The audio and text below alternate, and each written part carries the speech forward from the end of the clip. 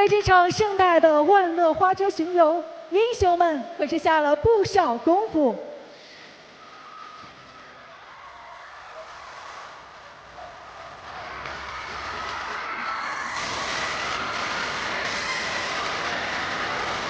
巡游路线，我记得很清楚。左拐，看，大量华丽的花车缓缓驶来，车头是我们应有的墨菲特。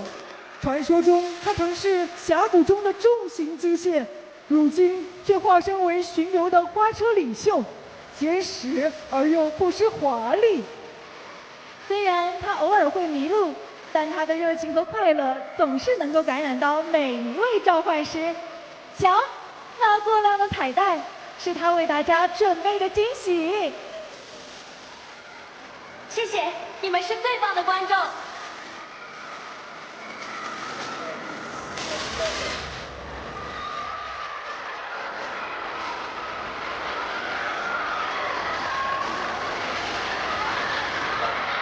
当红歌星上了风靡，自然也在主办方的邀请行列当中。尽管主办方精心准备，但对他而言，教会盖伦如何协调的摆弄四肢也是非常有挑战的。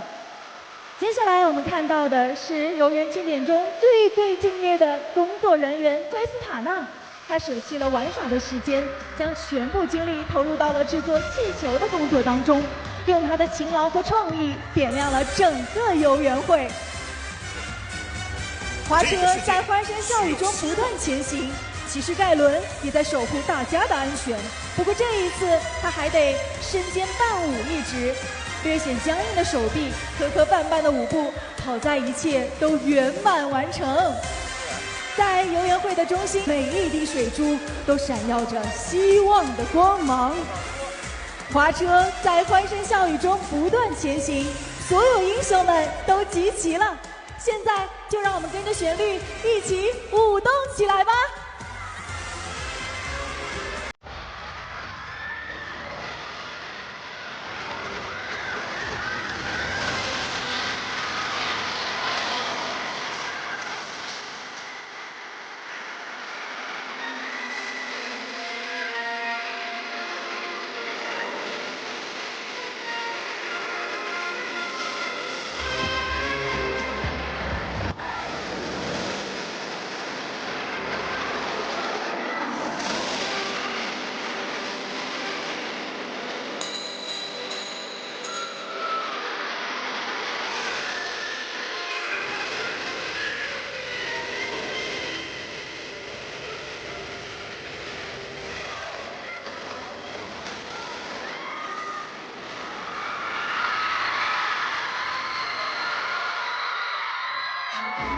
好的，谢谢露丝带来的精彩的表演，看得过不过瘾？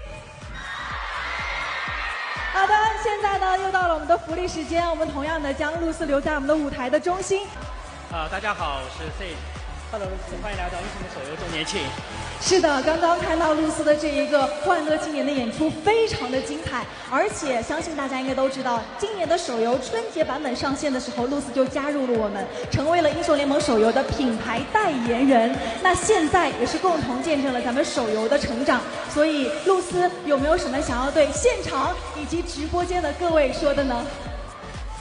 非常开心能够来到英雄联盟2周年的庆典上，跟大家共同的来欢度今天这么快乐的时刻。希望大家今天都能够欧到大奖，好不好？召唤师们加油！希望大家可以欧到大奖，也更好的进化，更好的美好，谢谢大家。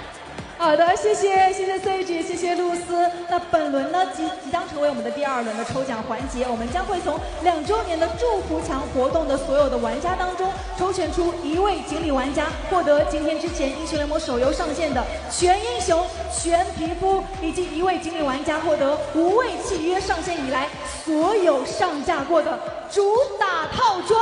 验证获奖信息之后，客服专员将会协助您领取奖励。那昨天呢，我们看到 Sage 在长沙是我们的瓦的1周年，同时在瓦的现场呢送出了英雄联盟手游的大奖。那今天在咱们的手游的现场，同样的也以大奖的形式带来了无畏契约对于英雄联盟手游的2周年的生日祝福。同样的，我们的大屏幕可以滚动起来，这一个奖品我相信很多人都非常想要。份的英雄联盟手游史诗皮肤随机破罗宝箱，我们有请露丝将这一份奖励送给1000位幸运玩家。同样的，你说开始和停，我们的大屏幕可以滚动起来了。开始。看看我们的1000位玩家究竟会是谁呢？停。好，那现在我们的大屏幕上已经出现了1000位玩家，你们所有的这个联系方式。那同样的，最后我们的名单将会公布在后续的官方微博之上。您会在结束的15个工作日内呢，参与我们的祝福墙活动的游戏账号内收到相应的奖励。再一次恭喜以上的1000位玩家。那其实啊，我们每一次 Sage 来到现场的粉丝如果再热烈一点的话，Sage 一般都还会有加码福利赠送的。想不想要现场福利呢？问信息前往我们的召唤师服务台领取属于您的礼物。好的，那么接下来同样的，我们还会有全员的口令福利。那同样的，有请 Sage 和露丝一同来为我们公布今天的口令码究竟会是什么吧。好的，这一轮的口令码是这一轮的口令码是海克斯霸龙奇袭峡谷。好的，海克斯霸龙奇袭峡谷，感谢 Sage 和露丝为我们带来的全员的福利。那各位玩家，同样您可以登录游戏，在社区的福利页面输入口令码，就可以兑换本轮的。谢谢。本局比赛将会进行一次阵容的分路替换，让比赛变得。接下来呢，同样的也让露丝和大家打个招呼吧。Hello， 大家好，我是露丝，欢迎来到英雄联盟手游的2周年的庆典。然后今天呢，带着我们的队伍，来到这里，很开心。其实啊，我记得上一次小年夜的直播当中，大家有看到我们露丝的这一个表现，同时照片也非常的出圈，很多人都说露丝打游戏的状态在演自己上分的感觉。那这一次有没有什么想说的呢？这一次我们刚刚有练习一下，我觉得我们几个队友虽然第一次见，但是我觉得我们默契程度还很不错。对，这个就不是第一次见了，对，我们老队友了。对，所以我觉得今天应该能比上一次抓耳挠腮的感觉好很多。哦，这一次肯定是好好准备了一下，期待接下来的这个比拼了。那同样的，其实呢，除了要准备英雄之外，其实我们的2队的队长也准备了各自的 ID。所以先问问露丝，这次游戏 ID 会是什么？方不方便透露一下呢？因为这一次呢是在家乡成都在办这个庆典，然后呢，我取了一个非常非常成都的名字，叫趴趴根儿。对，趴趴根儿。然后我觉得成都也很多趴耳朵，所以我觉得趴趴根儿他们比较好叫我。对。好的，趴趴杆非常有家乡的这个风味了。然后呢，我现在也是傲视宗师，所以说今天战斗爽。啊，没有想到啊，美食做的这么好吃，游戏还打得这么厉害，还是傲视宗师，真的非常厉害了。那平时这是不是一边做饭的时候啊，一边看咱们这个直播学习技术啊？就是我。露丝作为队友，有没有什么赛前想说的？贺宇。有点紧张，但是会竭尽全力拿下。好的，有你这句话啊。接下来是咱们的 KBG 的安然9，先跟他打个招呼。决赛准备好的东西要用到表演赛来。哇，决赛当中的东西要用到表演赛来，直接拉开了我们的这一个非常大的可能说技术的难度了。接下来我们要有请到的是我们的果子哥，来，果子哥跟大家打个招呼吧。守护露丝。谢谢。好的，谢谢，有你这句话就放心了。那最后让我们有请骚明先跟大家打个招呼吧。大家好，我是骚明。好，骚明啊，其实这个发条是玩得非常厉害的，所以今天你会用什么样的一个英雄呢？能不能提前透露一下？我们下午打了训练赛啊，我们准备了秘密武器，现在不能说，等会儿看就行了。啊，这么认着训练赛都已经打上了，已经要保密了。一会儿我们看看赛场，他们究竟会拿出怎样的一个阵容？那大家熟悉比赛的都知道，赛前除了这个介绍之外啊，放狠话的环节是看到我们这两队都必须要有放狠话的环节。那有请两队的队长来派出你们队的代表，放出今天赛前的狠话。小凯出哪一位代表来放狠话呢？我们派出安然九老师。那看你们状态这么火热，那我们就用进入到对战席，准备。两队的粉丝彼此的一个较量，对吧？对。所以呢，我们现在来，大家先来哦，来，我们先来这边。联盟队是王俊凯队的粉丝们在哪里？没问题，那更多的就得交给选手们，交给嘉宾们在场上带来。就是我们今天赛前的这个预热已经预热完了，接下来就是场上见真章。没错，因为我们英雄联盟手游，我觉得其实做了解说做了10年，也解说过大大小小的比赛，但是我觉得手游的一个表演赛会给我一种感觉，就是因为手游其实更接近全民的一个电竞的一个感觉，对，所以它里面更多是吃配合，是吃也玩过加里奥，他的英雄池是非常非常全能的。是的，那另外一边也不知道赵露思这里今天会拿出什么样的一个英雄。我有印象，他在小年夜直播当中是准备了一首安妮啊，但不知道今天因为安妮在最近很多个版本其实不太适合出现在比赛，没有那么热门了。对，那看今天有没有准备秘密武器。对，但我觉得今天咱们这就说实话，还是要看自己的一个精熟度。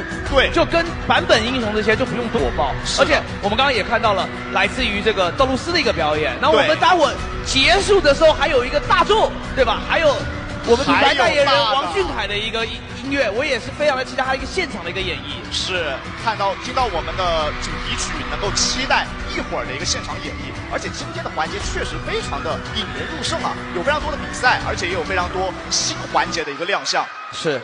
我感觉大部分的观众们就是可能都没有在听我俩在说啥啊，因为所有的这个吸引力都已经是被场上的2位选手给吸走了。说实话，我们也是，我也说的心不在焉，也不知道自己在说啥。我也想立马看到他们的比赛环节。感谢我们手游给英雄联盟手游送上一个2周年生日快乐的祝福。对，我觉得今天包含我们这个新出的一个皮肤，也是结合了那种有游行庆典的那种感觉。这个庆典的氛围，我今天来到现场是感受到满满的诚意。确实，是今天2队他们的位置，对吧？也包含了就是两边的打野应该都是由职业选手来担当。很有可能是。那剩下的位置包含了我拿到的名单里面，赵露思选手是要走在辅助位置，对吧？具体他会不会真的这样玩，我们也不确定。对，从他们赛前的狠话环节也感受到，全是烟雾弹，全是假信息。更多的还是等选完英雄之后，我们峡谷里见真章嘛。是啊。而且我感觉就是你说下路对手的下路，如果真的看一下进入到反正我在对面我下不了手，我说实话我可能把他的射手位击杀了，辅助就让他回了。之前咱们的明星表演赛里面还经常会有这样的画面。是，对。那我觉得正常嘛，大部分人都下不了手吧。不忍心啊！画面上也看到了安秋金老师之前也做过赵露思的队友，对，也参加过咱们的一个直接进入到了召唤师峡谷了。是的，蓝色方的峡谷队，红色方的英雄队。那么游戏虽然出现了一点小小的暂停，我们也趁此很快的就排除了。那镜头也给到了选出中单卢锡安的王俊凯成为英雄啊！是，看这一把卢锡安能否成为小凯的英雄。而小凯也能否成为自己队伍里面的英雄？对，那峡谷队这里的中单是东北果子哥选择了辛德拉，而灵魂炼华皮肤我就认得了，卢锡安这个皮肤特别酷炫。CAT 这上来打的这么凶啊，玩了一个盖伦，用的也是我们这个庆典皮肤下路打得很凶，闪现一刀，梅尼耶是直接拿到了我们安秋金的一个一血 First Blood。本场比赛没想到德莱文先上了2级以后为英雄队先打出一个击杀。主要德莱文和机器人这样的一个英雄组合，相信各位在 rank 里面应该打得比较多，但这里有机会，小凯闪现一下，哎呦，走了，可能攻击距离差一点点，有点可惜啊。对的，这2枪点是点到了防御塔上，哎，但也是这样的失误才让我们看到他是独一无二的，不是说会所有的操作都没问题。是的。要上路这里，爱的魔力选出大树的话呢，应该这把是只能被动的发育了啊。而且刚刚也看到了我们的空投，对，1分多钟的一个空投，刚刚贺云应该拿。提成在左安，在主安特别重要的一个元素，先加入到我们的手游里面。没错，也是期待未来。而且刚刚其实游戏的进程也仅仅进行了2分钟，就感觉到选手们都是带着非常多的一些杀意来的。是的，主要下路这边应该是机器人一级出火箭飞爪抓到了人，然后让德莱文直接就拿到了人头，而且中路也险些完成了对位单杀。是的，看再次回到线上，小凯这波也是1条命打2条命了，没有回过家，状态保持得非常好。对，但以组合来说，女警加上道路斯水的这个萨勒芬，下路应该比较大的概率还是由峡谷队会拿到一个推线的一个权利。但这个机器人选出来就会给到颜值博主一个比较大的压力，会给不太敢去点防御塔。对，而且有线权也要考虑，这一波比较好的一个3技能是留到了德莱文，没有让德莱文往前追着 A 人的这个过程啊。是的，但你看这个安秋金还是有做到，闪现完成击杀，但人头是亚米的，来了中路一波，很果断的一个闪现钩啊。他刚刚交过闪，因为上一波已经先被王俊凯打过闪现的。对，看所带来的一个对线优势啊，下路还想来，钩子勾到了萨勒芬尼，勾到了皮城女警，但皮城女警位置很危险，再来一刀，没反倒也拿到这个人头，有点可惜，因为这波赵露思的一个双翼其实已经命中了机器人，但机器人还在一个极限的位置勾到了我们的安秋金，那安秋金就被击杀了，反倒上路就显得有一点点云淡风轻，但 CAT 这个闪现。他感觉有点想杀，有动杀心了。但石头人啊，这个进防御塔下，他可能还是比较怕被撞起来。又来了，点2下，透体圣光，透体圣光收尾。王俊凯也拿到了本场比赛的第1个击杀，没问题。英雄队现在的感觉优势是有点大的啊，3线全优。对线的经济也领先了个3000块钱。这样的经济，等到资源团刷新的时候，应该影响会非常大。是的，现在就是 CAT 老师现在压力比较大了，中下都在杀，你上路在干嘛？上路，亏你还是个解说，他想抗压。来了，压线是有压，来了，阿兰九的第1波，想要斗王俊凯，但留了一个冷酷追击，一技能很漂亮，再接一个眩晕返场，完蛋了，王俊凯被赵露思给魅惑了呀！哎呦，这一波。峡谷队的3人包中打得非常好，果子哥也给队友点了个赞。下路的走位很漂亮，躲开这个钩子，但躲开德莱文的平 A 被禁锢住了，闪现一刀拿到人头。那下路这一波，因为赵露思前往了中路去做一个支援所以最终这个还是没有办法以敌2。但现在两边，我觉得火药味聚焦就聚焦在中路了。是的，可能就会变成中路大乱斗的一个局面。安南九过来，一个大招接 Q 技能挂到，但是机器人勾了他一下。刚刚满血的一个德莱文血量还有1/3，但是赵露思又是一个非常漂亮的一个一技能留人，让安南九拿到了这个连胜的 shutdown， 而且中路也完成了击杀，而且这一波应该是小凯的单杀吧？好像是一波单杀，因为刚刚我没有注意到亚米的助攻。亚米的1-0-1，第1颗人头是自己闪现钩拿到人头，第2颗人头应该是过来的时候过来帮了一波。对，那这波小凯直接在4分10多秒这个时间节点完成了对位单杀呀。中路的缺口已然被小凯给打开了。是的，贺宇这边感觉想要站出来跟 Kate 直接来做一个皇城 PK， 但感觉这2个英雄要打击杀难度还是比较高的啊。中路不知不觉已经把一血塔给推掉了，小凯还在追着东北果子哥。看一下这一波，这把已经死了3次了，但是又是一个闪现的大招，有闪的闪现过墙，有一技能吗？没有位移了，这波位移已经还在 CD 当中。是的，冷酷追击应该是在 CD 当中。闪现一个钩子，勾到了安然9人头，小凯再次拿到3-1-1。这把英雄队的双 C 的发育已经是遥遥领先峡谷队了。对，出来还可以再带第1条5分钟车的小龙，很舒服。这把比赛美中不足的是一个冰龙确实是降温了。哎呦，这也是刚刚的一波 replay， 穿冰的一技能很精准啊，然后用个圣枪洗礼来做收尾。对。好有手法呀，这个。现在这个双射手感觉有点肥啊，对于峡谷队来说，怎么来？他是会打完以后3条路都还会有一个线上也可以捡的线，再加上打野自己身上有的，一共可以有4次，有类似于小爆破的一个机会。对啊，而自走炮台呢，就顾名思义了，就是一个先被英雄队给拿下来。对，现在团队的一个经济差已经差了一个5000块钱了，而且英雄队也控下了第1条小龙，安然9在控上边的资源。可以看到赵露思现在是已经直接来到中路了。刚刚画面上我们看到他跟安秋金是有说有笑，不知道是不是在说那下路你可能自己玩哦，我现在得去保一下咱们中单。是要团队为主啊，有点像小龙龟，这个致谢就有点像小龙龟。对，他会撞人。现在王俊凯跟赵露思都是盯着屏幕，可能脑袋也在想，接下来我要怎么去来进行这场比赛，规划一下接下来游戏该怎么取得胜利啊？是的，因为来到这种地步，表演赛，回来了，回来，又是一波中辅的联动。是的，中辅这一波2波的击杀，王俊凯、赵露思都蛮关键的，应该是控制技能给到了。这一波可能是一个弱者退散，配上了萨勒芬的一个1技能，加上大招。直接是完成击杀，但是海克斯致谢也被英雄队给控了下来。现在我们也是看到了中路线在后面，一会儿会生成一个蓝色的小球，应该是可以让卢锡安过来直接去带着往前推塔。等王俊凯出来可以去捡这个小球来帮助他来获取对面的一个镀层的一个血量。对。而上路这里2个肉还是打得有点难分难舍，一切安好。对。上路现在是有点世外桃源的那种感觉，因为中下打得非常的激烈啊。是，刚才看到德莱文身后也是跟着我们海克斯的致谢了，而亚米也是带着3个小球，野区应该遇到了，给上一个大招，果子哥的位置很危险，一个平 A 拿到人头。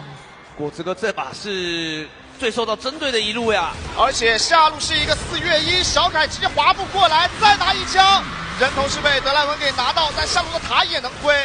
梅尼也拿到这颗人头，那上路这里想要动 Kate， 但是。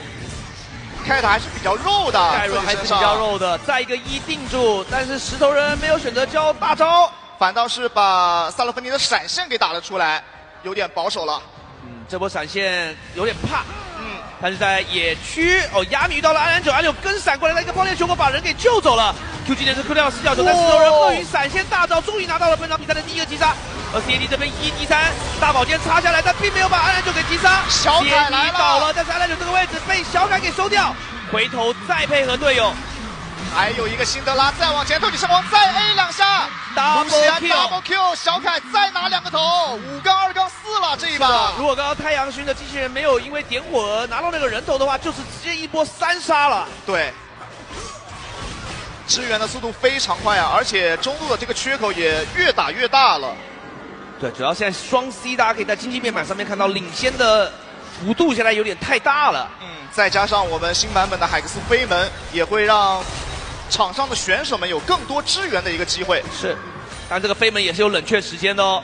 做完以后40秒会进入冷却，而且是2队共享这个冷却时间。哎呦，镜头之外再拿1头，小凯杀的有点快 ，OB 老师都捕捉不到。这边忽然又拿到了1颗人头，已经来到6颗人头了。下路的2塔也被推掉，英雄队给了很大的压力，而且这波想来抓 Cat 这个位置还是比较安全的，手中当中2个，但是反手一个大宝剑拿到了赵露思的1个人头，再来一个平 A， 安然9虽然踢得很不错，但是没有用，过分了，所以我直接点名批评，直接一个德玛西亚审判就往咱们赵露思脸上直接压下去了。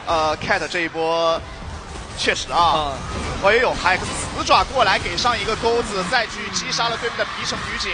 是的。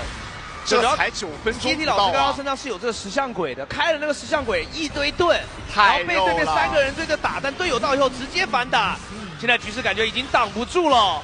英雄队在第1局比赛也实现了一个一边倒的一个状态啊！是的，东北果子哥刚刚赛前好像说他有一些秘密武器，但这个辛德拉感觉这把有点被王俊凯给压制住了。是，看看这里好滑步，天音波，再来一个击杀吗？有机会吗？被背负到了。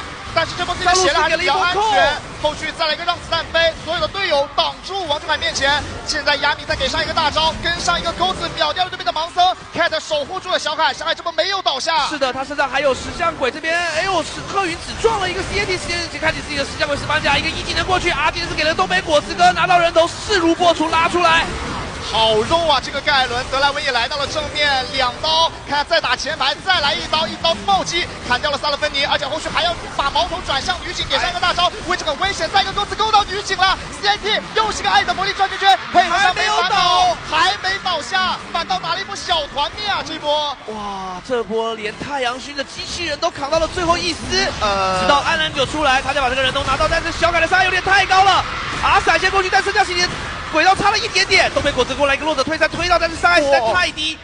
2刀直接把这个辛德拉闪现打出来了。主要峡谷队现在的问题是他的双 C 的输出实在太低了。对，刚刚那个女警的枪，我感觉都 A 到冒火了，但就是 A 不死人。是的，枪管都冒烟了。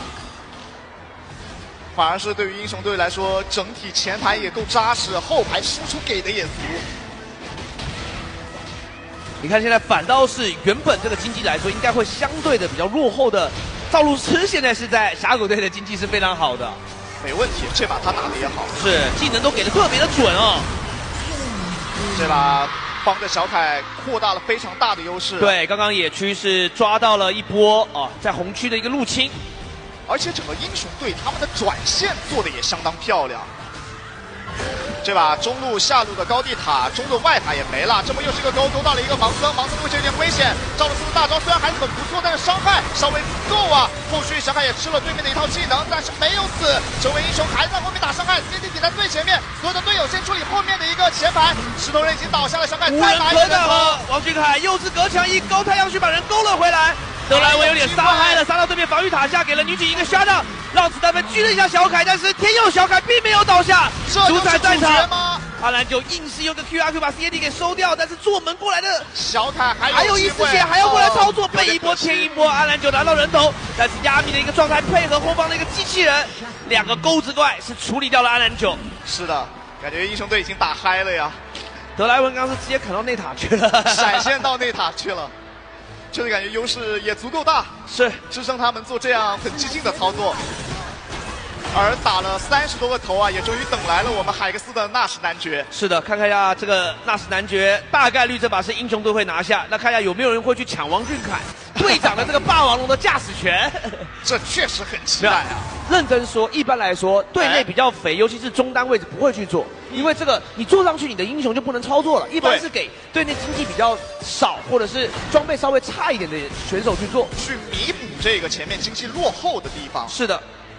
现在已经在动这个大龙了，大龙在峡谷队是过不来的，英雄队的面前也宛如一张薄纸啊，拿下了。那这样的话，在英雄队的全水就出现了一个海克斯科技暴龙，我们也要看一下英雄队对谁上这个暴龙，这个龙骑士。哎，镜头给过来，但好像是王俊凯上了，小凯成为了我们第一把骑到了魔暴龙骑士，魔暴龙小凯。看一下这个海克斯霸龙能否直接帮助英雄队一波结束比赛？是的，现在左压密右太阳勋，对吧？2大护法，没问题。CAD 也顶在最前面，直接被打了一套，闪现一个钩子没有中，他只需要等待着成为英雄往前推就行了。冷血绝命不会直接追死了东北果子哥吧？追死了，正面勾到了一个人，但是很漂亮的一个血影返场。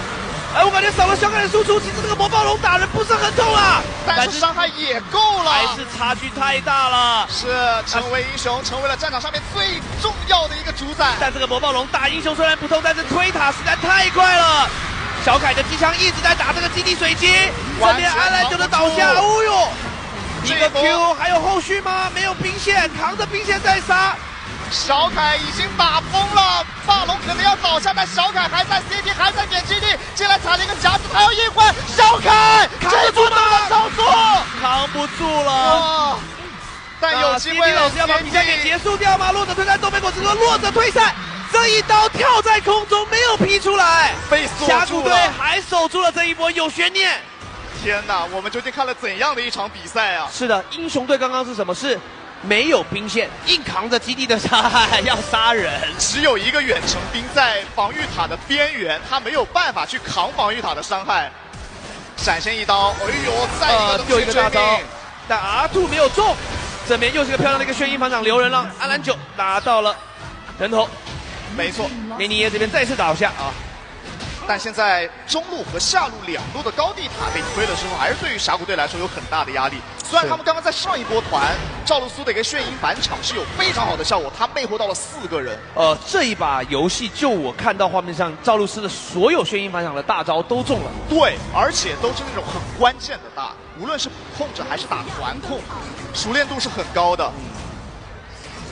平常就是拿着麦克风，所以进到峡谷里面拿着麦克风，这大招放得好也合情合理，熟练。对。那龙魂也是由英雄队给拿下来。是的，冰霜龙魂已经拿下。还想尝试给压力啊 ，CAT 顶在最前面，经济的差距还是非常的大呀。但现在如果英雄队再比较激进的浪一波的话，那可能才会给到峡谷队一个比较好的一个机会，还是要想办法用自己的守护自己的一个防御塔。但你看小凯的鞋子附魔啊，已经做了一个很好的水银时代，这边又是一个开团，看看这一波小凯没有被控到，一个大招也被小凯给躲过了，还要先处理前排，前排应该要倒下了，楚英雄再来一刀，而且这边再去打一个对面的安然9，安然9这个时间有点危险，开启一个水银往后撤 ，CAT 顶在最前面，等待着队友往前来，一刀一个，德莱文再来一刀，收起掉了萨勒芬尼，后续又是一个钩子，没问题，再拿一个人头，德莱文拿到了3杀，第一个穿膛葫芦，但没有提到 CAT， 花抓 Q 收尾。英雄队获得第一场表演赛的胜利，也同时有请所有的队员来到舞台的中央，掌声有请。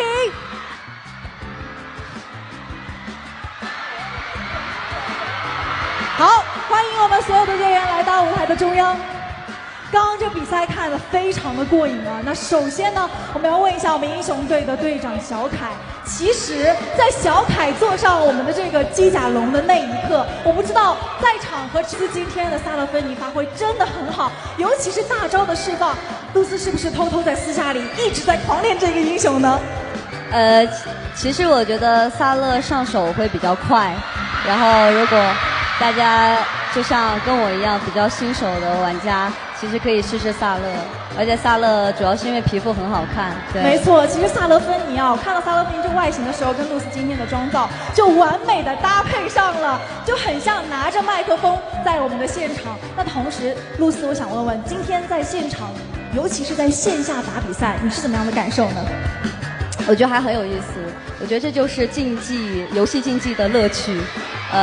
它像一个很正式的比赛，但又不失乐趣，有团队精神，所以我觉得还挺爽的。所以能够来到线下，一起和大家进行这样的一场表演赛，其实也是电竞的魅力。接下来问一下我身边的梅尼也好了。王龙，下一把必须得让露丝骑上，有没有信心？有，雄起！好的，有你这句话，大家对于下一场的比赛是非常期待了，是吧？赶紧就想来下一把了。那再一次感谢各位。那同样的，我们的太阳星和贺云可以先行休息，感谢两位上一局的精彩的表现。第2轮的表演赛呢，将会由萧炎和骚明替换上场。接下来，让我们有请。戴上了眼镜，这种也有个战术的前缀。看一下这场比赛，峡谷队能否强势反击？也在疯狂的跟队友交流啊，感觉上场比赛可能调整的东西确实有一点儿，尤其对于东北果子哥来说，立了 flag 得做到啊。对，就是这个安冲金老哥，还有我们这个东北果子哥老哥，这个机会能坐在赵露思旁边打游戏，我相信是羡煞所有的召唤师啊。都还参加了咱们手游所有的表演赛当中，这是他使用过第4个不一样的。对，一直在用不同的英雄，这个英雄池可真厉害。是的，真的是很厉害。现在在做赛前的最后调试，第2场我们的明星表演赛，就往往到这个阶段了，总有人会来一种稿子的心态，有明星，有人表演。峡谷剑进入到我们的第2场比赛，这把英雄队来到了蓝色方。这把是由小凯选择操刀伊泽瑞尔，而且是我们这个水晶玫瑰，对，水晶玫瑰特别好看的一个系列皮肤啊！我们这个稍早在我们的现场也有很多的 coser 朋友们来cos了这一套皮肤。赵露思作为峡谷队这一把也来到了中路，选择使用了安妮，对阵到的是梅尼耶的一个亚索，这套皮肤也是呼声，就是呼声非常大的，对，反响特别好的一个中国风水墨系列的一个皮肤。对，下路给的对线的压力其实挺足啊，EZ这个英雄打线本来就厉害。而且这一把他属于那种换位置的，两边的我们品牌代言人都选择换了自己之前的位置。是的，等于刚刚小凯在中，对吧？然后道路斯是在下路，现在两个人对换了一个线。没错。下路镜头一转，果子哥就在吃果子。是的，果子哥应该是吃到了不少王俊凯的一个秘术射击啊，1技能又很准，又一个1技能，精准啊！这把也是带了一个虚弱加一个征服者，很比赛的带法，是非常比赛的一个带法。然后上路是有 CAT 的一个鳄鱼在对阵烧明的一个永恩啊，这把哥哥跟弟弟都出了。看捡完了空投之后，会不会带来一些不一样的对线效果？然后最近峡谷里面各位捡这个海克斯空投捡的怎么样？我是感觉捡那个变大变小很多，直接跳脸了，上来打一套，哇虚弱，但是这波冰女也来做一个保护，颜值博主跳下来直接过来找小凯，小凯这一波一血被拿到了，但是萧炎站了出来，而且还有一个被动，但东北果子哥这边如果径直往后走是不会吃到这个被动的一个伤害，萧炎身上一丝血，RN9跟过来，选择一个封一个闪现 Q 在萧炎的闪现也反应的非常及时，亚米也在后面啊，选择一个速5的一个刷法。下路第一波的对拼啊，让峡谷队也扳回一城。是，中路的对线就有点云淡风轻了。RN9想要来打破这个平衡吗？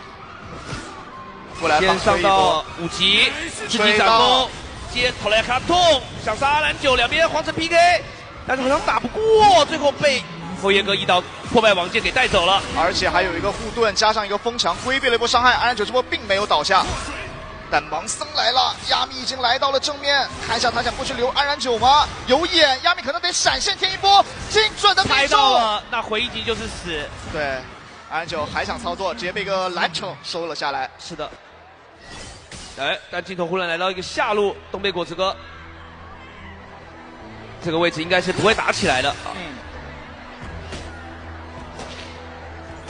这一把局相较于上一局来说，就会显得比较保守，大家玩的都会比较，英雄也没有那么暴力。对，上一把都是什么德莱文啊，机器人。这把还是要来到了东北果子哥5级的时候，可能王俊凯的一个压力会比较大一点。哎，就看萧炎对他做的一个保护。对，看他能不能有效的利用3技能去反映出对面的大招。而且这把两边的阵容都打到后面偏团战哦，就看团战谁的操作更好。上路 Cat 直接被打出了一个闪现，骚明的对线压制力给的很足啊。是的，RN9也在，茫茫教徒一开，而且是有一个回复效果，这是刚刚空投带来的一个空投的一个道具。对，亚米也来了，上野的一个2打2，想过来红盾咬住了，直接脚踢死。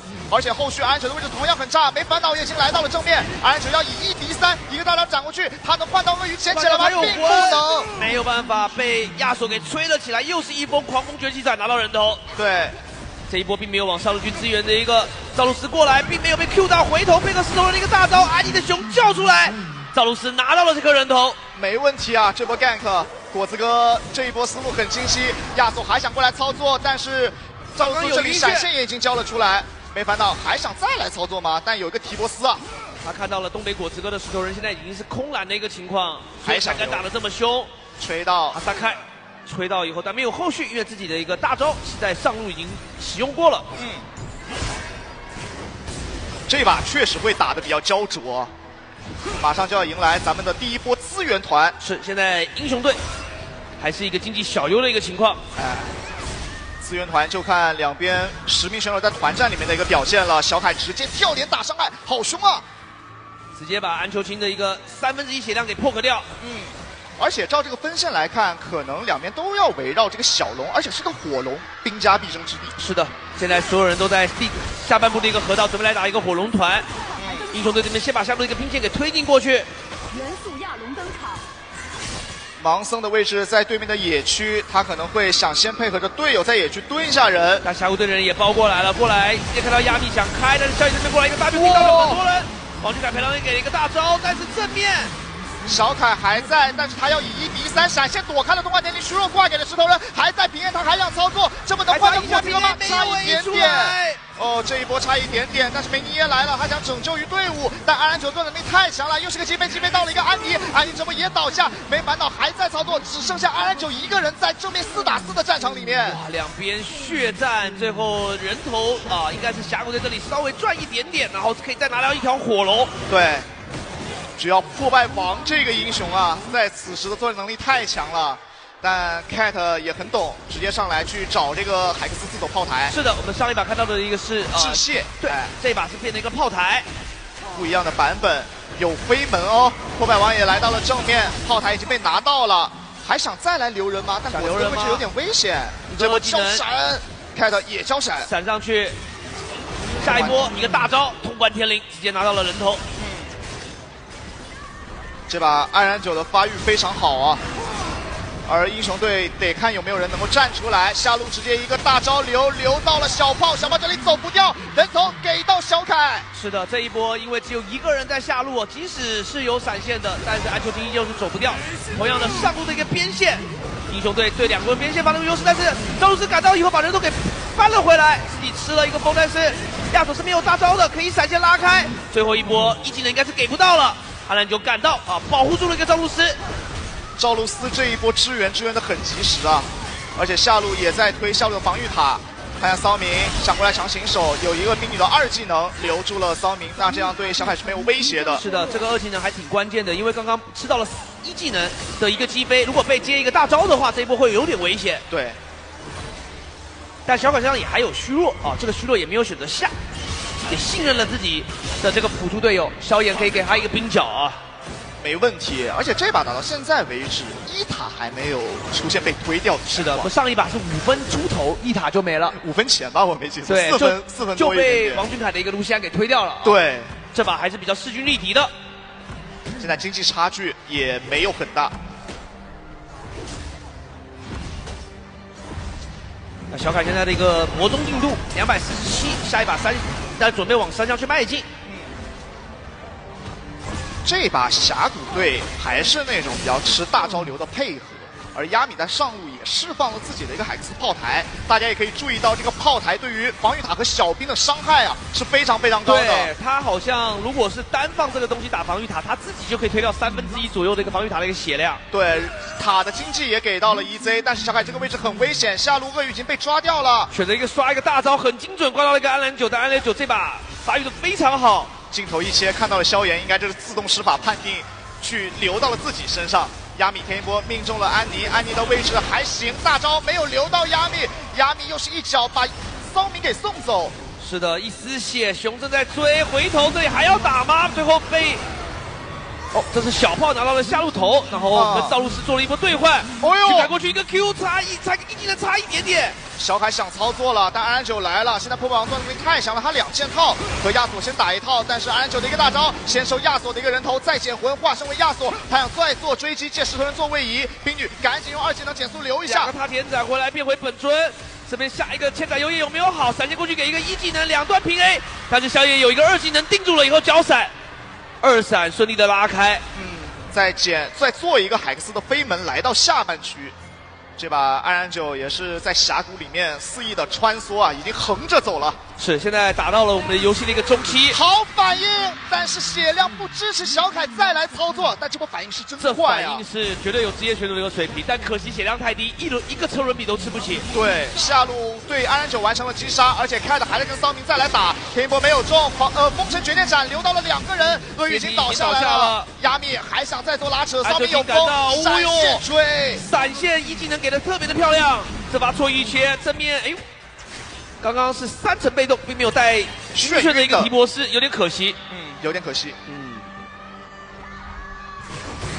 马上第2条龙也要刷了，这把很焦灼，到目前为止经济差丢没有来到2000的这个范围，都保持在1000以内。而且这个时候可能要关注小凯的装备啊，3项还差一点儿。是的，得让队友云点经济给他。但对于英雄队来说，毕竟刚刚峡谷队最肥的安澜9被受到一次击杀，这个对他们来说还是很重要的，是个好消息。现在峡谷队也确实比较指望他们整套中野的这个配合吧。是的，两边可能要为第2条的一个小龙来做一个准备了。站好位置了，蓝色方英雄队位置已经站好，峡谷队的人也来了，看一下谁来先手开启这波团战。是的，那这波王俊凯是没有闪现的，果子哥空大了，而且 CT 也受到了第一波起火，再过来找一个没有大招的石头人，石头人先被秒掉了，人头亚索已经拿到，而正面也留到了安妮，安妮也倒。现在英雄队很有机会，但是红色方的3个人还要再做追击，扫还在操作，对面剩下最后的一个永恩，又是一个追，没接上一个大招，添一波再一中，没办法打了一个3换3。是的，主要是安澜九太肥了，他可以利用击杀以后的一个佛爷哥的一个被动捡魂，重新起来战斗，不断的收割团战。就这波比较可惜的是，道路斯被开了以后，沉顿的控制让他最后自己的一个金身并没有办法按出来。因为觉得他这一波是早有预警附魔了这个金身。是。做飞门，再回到下方去哦。这边是想要继续在野区里面发育。啊，这一波打完，峡谷队的优势还是比较大的、哦，控到了2条小龙。经济现在也是有一个1000不到2000的一个领先。而且兵线的压力有点大，亚米这玩帅的，是的，在回音梯滑行的过程当中直接溜回来，利用金钟罩来调整自己最后的一个弱点。没错，但现在大龙就要刷了，这是果子哥的 flag， 峡谷队能否完成这个愿望呢？没有蓝色方的视野，确实视野的压力。峡谷队能拿到我们表演赛的第1条海克斯魔暴龙吗？这里想留亚米，想直接动对面的一个打野。果子哥的一个思路是完全没有任何问题，虽然没击杀，但是把亚米给打残，他这样的队伍可以5个人集结，直接来 run 我们的一个海克斯男爵了。精准弹幕也发现了龙的一个血量，萧炎进来了，看个视野，但是正面得看打野了。亚米在侧面先收1个人，但是大龙已经被拿了下来 ，CT 还在对面找小炮，小炮一火箭跳跃给跳走，正面的战场已然成为了佛爷哥的台。又捡起魂，还在给了自己一个金钟罩，没有倒，道路斯也拿到了一颗人头。哇，这一波安澜九的操作是有点太为极限了。是安然九在龙坑里面不断的捡魂，再斩再捡魂。是的，安秋瑾也是这一把的一个小炮，比起上一把的女警，她这一把的发育是没有问题的，她也带走一个双杀。没错，现在峡谷队也迎来了最为激动的时刻，准备乘坐我们的一个魔暴龙，赵露思也坐到了我们海克斯魔暴龙里面了。现在是峡谷队的一个推进回合。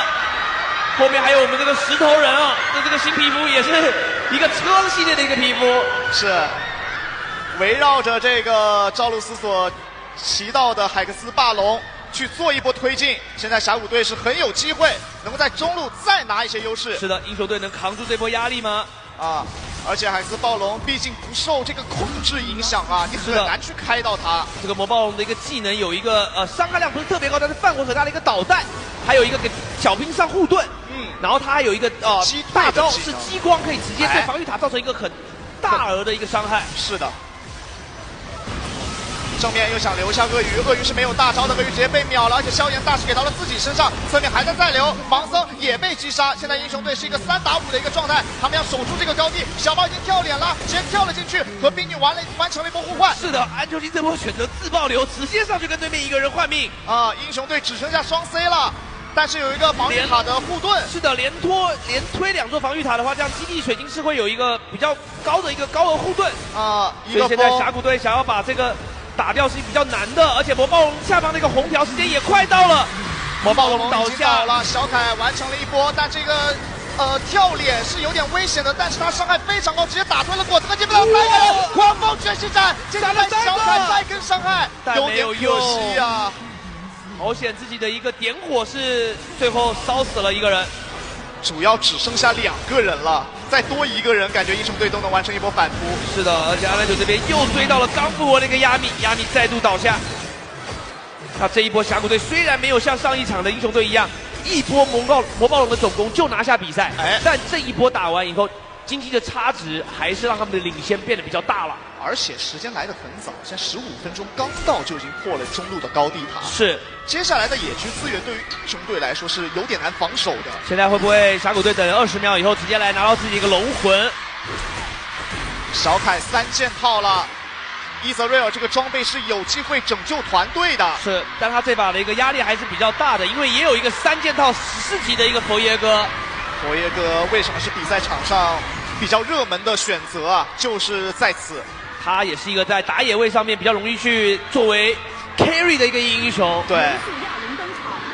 但是我们小凯的这个英文名，对吧？也是 carry。看一下第3条小龙刷新，谁能够拿下这波团的胜利？想过来看的是个安妮，安妮开出了金身，这边冰女也开启了一个大招给自己。这边 CT 先跟对面人扭打在一起，小凯击杀掉了安妮，但冰的位置同样很差，这波再跳回来收掉了果子哥，小凯拿到了一个双杀。double， 但是安澜九这边也站起来了，捡魂捡起来，是一个盲神先2技能往后调整一个位置，再利用大招通关天灵铲回来。小凯这边剩下一个半血，虽然狂风卷击斩卷出来，但是一敌3没有办法。这种永恩也踏出来是吧？王俊凯打到剩下200点血，阿兰九这边感觉是不想放过小凯了，因为现在正面的队友感觉已经要去猜中路这个兵线，但小凯的一技能真的很准，一直在刷新自己的3技能，再一个奥数越切，有虚弱给到空了一个1，还一直在穿插，再打右眼再接没有再给一个大招，小凯有机会了，哇！拿到这个下道连胜终结。但是这波还想回家守护自己的基地，主堡回来了。小野跟亚米福也已经复活，但是基地撑不住了。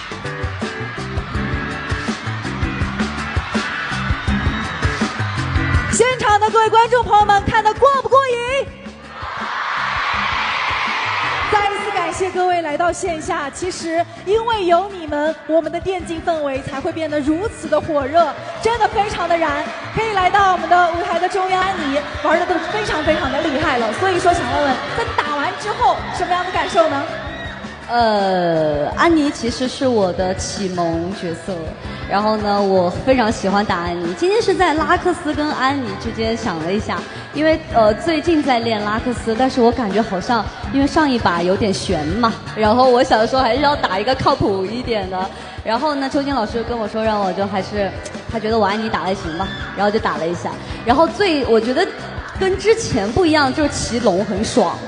骑龙真的很爽，但是我听到他们跟我说，你就进去，别害怕，就进去玩，在里面甩尾巴，我就进去了，结果就是还是死在那。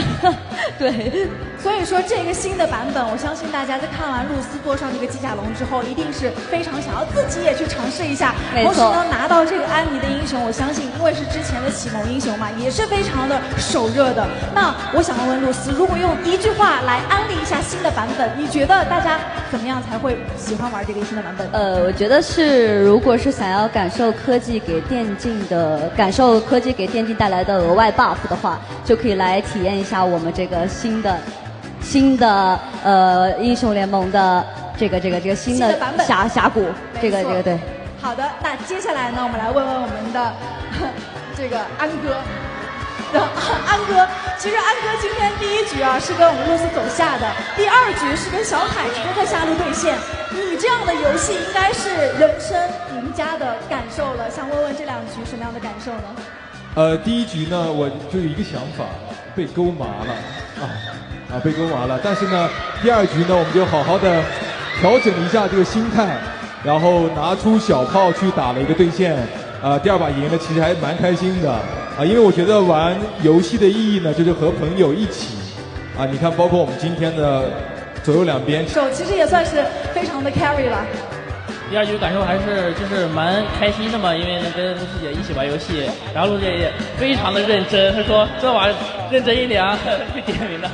所以呢，今天你们在打最后的这个大龙的时候，你们是怎么沟通的？是不是所有人都说露丝姐直接来上机甲龙？他们是凭着说今天一定要让我骑一下龙的决心。